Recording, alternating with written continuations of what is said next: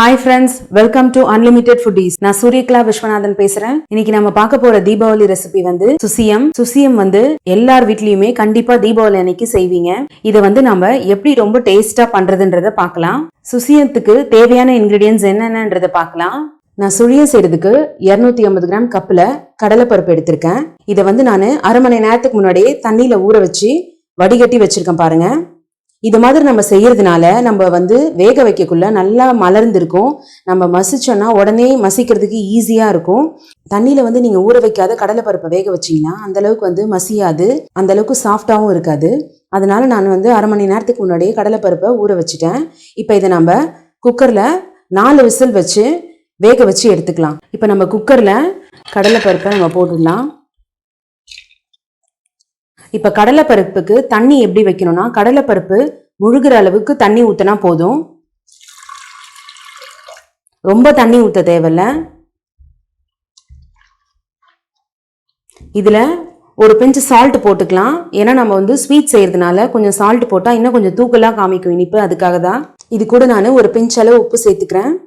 இதை நல்லா நம்ம கலந்து விட்டுட்டு குக்கர்ல 4 விசில் வச்சு வேக வச்சு எடுத்துக்கலாம். இங்கே பாருங்க எந்த அளவுக்கு வெந்திருக்குன்னு. இப்படி அமுத்தினாலே வெந்துடுச்சு நல்லா. இதை வந்து நம்ம ஒரு கரண்டி வச்சு மசிச்சு விட்டுக்கலாம்.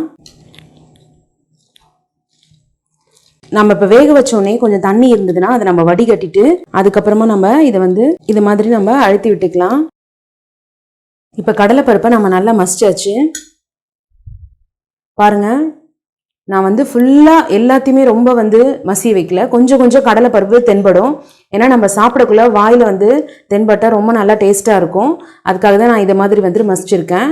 ரொம்ப வந்து நம்ம கொழகொழப்பாக மசிச்சிட்டோம்னா அந்தளவுக்கு டேஸ்ட்டாக இருக்காது நம்ம சாப்பிடக்குள்ள. கொஞ்சம் கொரகொரப்பாக இருந்தால் தான் நல்லாயிருக்கும் நம்ம சாப்பிட்றதுக்கு. அதனால் நான் இந்த பதத்துக்கு மசிச்சிருக்கேன். இப்போ நம்ம அடுத்தது வெள்ளத்தை எப்படி காய்ச்சறதுன்றதை பார்க்கலாம். ஃப்ரெண்ட்ஸ், நான் வந்து கடலைப்பருப்பு 250 கிராம் எடுத்திருந்தேன். அதே கப்பில் நான் வந்து 3/4 கப் வந்து வெல்லம் எடுத்திருக்கேன். இது கூட நான் வந்து 1/4 டம்ளர் தண்ணி சேர்த்துக்கிறேன்.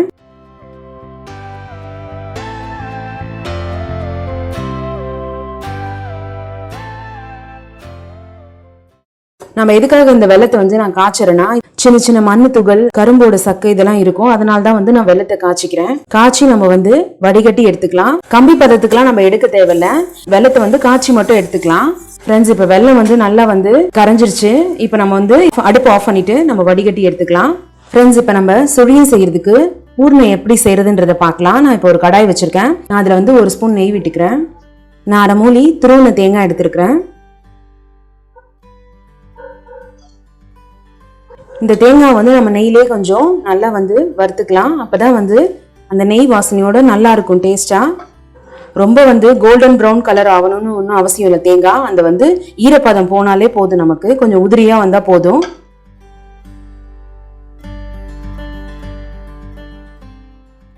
பாருங்க ஃப்ரெண்ட்ஸ், நம்ம தேங்காவை நல்லா வந்து வறுத்துட்டோம். இதை பாருங்க, எடுத்தோடனே இப்படி பூ மாதிரி கொட்டுது பாருங்க. இப்போ நம்ம இந்த வெள்ளைப்பாகை வடிகட்டி எடுத்துக்கலாம்.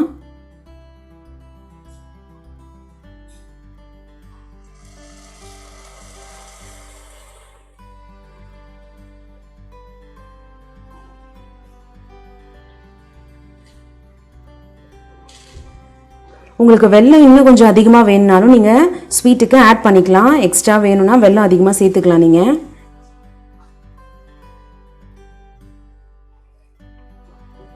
பாருங்க, ஃபில்டர் பண்ணதுல எவ்வளோ தூசி இருக்கு.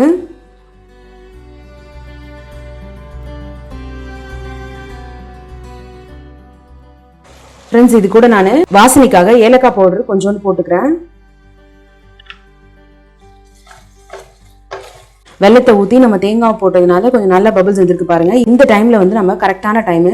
இந்த டைம்ல நம்ம வேக வச்ச கடலைப்பருப்பை சேர்த்துக்கலாம். நான் வெல்லம் வந்து கொஞ்சம் ஸ்வீட் கம்மியாக தான் போட்டிருக்கேன் நான்.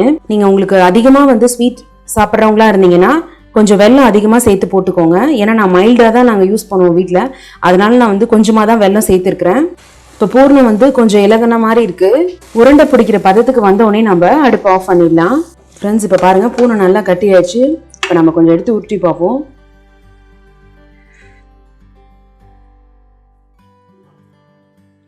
பாருங்க, உருண்டை பிடிக்கிறதுக்கு கரெக்டான பதத்தில் இருக்குது. நம்ம இப்போ அடுப்பு ஆஃப் பண்ணிடலாம். சுழியத்துக்கு நம்ம மேலே வைக்கக்கூடிய மாவு பேட்டர் எப்படி ரெடி பண்ணலான்றதை பார்க்கலாம். 250 கிராம் மைதா மாவு எடுத்திருக்கேன். இதில் கொஞ்சோண்டு நான் உப்பு சேர்த்துக்கிறேன். கொஞ்சம் கொஞ்சமாக நம்ம தண்ணி சேர்த்து இட்லி மாவு பதத்துக்கு நம்ம கரைச்சிக்கலாம். நம்ம எடுத்த உடனே நிறைய தண்ணி ஊற்றிடக்கூடாது. கொஞ்சம் கொஞ்சமாக தண்ணி ஊற்றி தான் நம்ம இந்த மாதிரி கலந்து விட்டுக்கணும். நாம் இப்போ சுழியத்துக்கு வைக்கக்கூடிய மேல் பேட்டர் ரெடி ஆயிடுச்சு. பாருங்கள், இந்த அளவுக்கு திக்னஸ் இருந்தால் போதும்.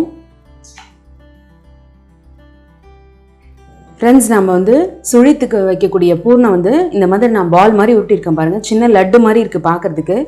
உங்களுக்கு எந்த சைஸ்க்கு வேணுமோ அந்த சைஸ்க்கு நீங்கள் உருட்டிக்கோங்க. இதை மாதிரி நம்ம இப்போ உருட்டி ஒரு பிளேட்டில் வச்சுக்கலாம்.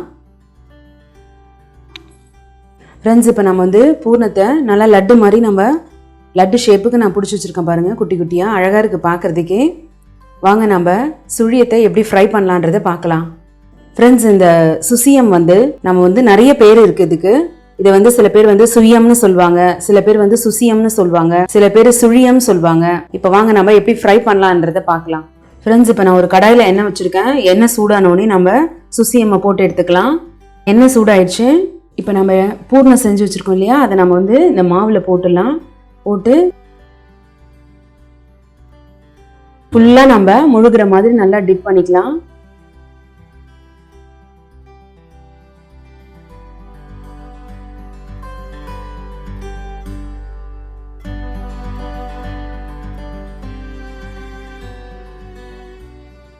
இப்போ இதை நம்ம கொஞ்ச நேரம் போட்ட உடனே நம்ம இதை கரண்டியால் தள்ளி விட வேணாம். ஒரு 30 செகண்ட் ஆன பிறகு நம்ம இதை கரண்டியால் இப்படி தள்ளி விடலாம். வெளியில் இருக்கிறது மட்டும்தான் நமக்கு இப்போ ஃப்ரை ஆகணும். அதனால் நம்ம இது ரொம்ப நேரம் வைக்கணும்னு இல்லை. கொஞ்சம் ஒரு கோல்டன் ப்ரௌன் கலர் வந்தோடனே நம்ம எடுத்துடலாம். ஃப்ரெண்ட்ஸ், இப்போ நல்லா ஃப்ரை ஆயிடுச்சு. இப்போ நம்ம அதை எடுத்துடலாம்.